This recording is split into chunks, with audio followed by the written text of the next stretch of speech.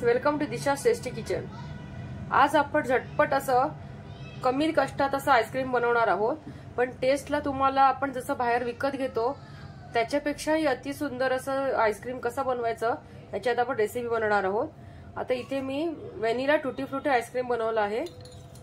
तर तुम्ही त्यात मी टुटी फ्रुटी आणि ड्राय फ्रुट्स पण घातलेले आहेत। तुम्ही नुसतेही खाऊ शकतात किंवा रोज सिरप आणि चॉकलेट सिरप बरोबर पण तुम्ही सर्व करू शकता।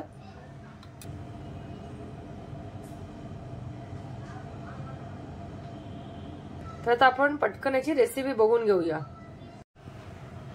इथे मी 500 ml फ्रेश क्रीम घेतलेला आहे, जे इझिली आता मार्केटमध्ये मिळतं। ते आपल्याला व्यवस्थित फेटून घ्यायचं आहे।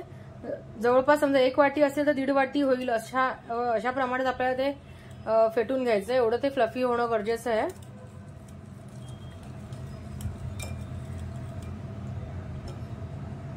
आपलं फ्रेश क्रीम आता मी व्यवस्थित फेटून घेतलेलं आहे। जेवढं फ्रेश क्रीम घेतलंय त्याच्या अर्धा आपल्याला कंडेन्स मिल्क वापरायचं आहे। म्हणजे जर तुम्ही बाउलनी वापरत असाल तर 2 बाउल जर तुम्ही फ्रेश क्रीम घेतलं तर आपल्याला 1 बाउल कंडेन्स मिल्क वापरायचं आहे। त्याचबरोबर व्हॅनिला एसेन्सचे काही थेंब,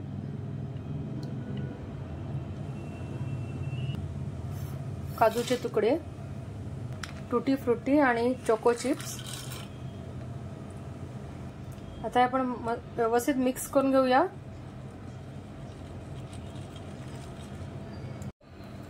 आपलं मिश्रण आता रेडी आहे। ते मी एका कंटेनर मध्ये काढून घेते। मी इथे आईस्क्रीमचाच डबा घेतलेला आहे, तुमच्याकडे जो डबा अवेलेबल असेल त्यात तुम्ही काढू शकता।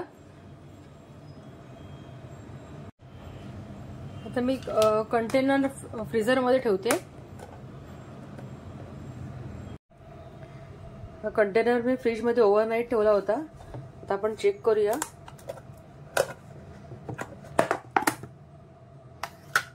वाव, मस्त एकदम आईस्क्रीम घट्ट झालेलं आहे। आता मी याचे कट करून सर्विंग प्लेट मध्ये काढते। मी एका प्लेट मध्ये आता काढलेला आईस्क्रीम। तुम्ही असं नुसतंही खाऊ शकतात, कारण आपण टुटी फ्रुटी आणि नट्स वगैरे घातलेले आहे, किंवा चॉकलेट सिरप बरोबर आणि रोज सिरप बरोबर आपण सर्व करू शकतो।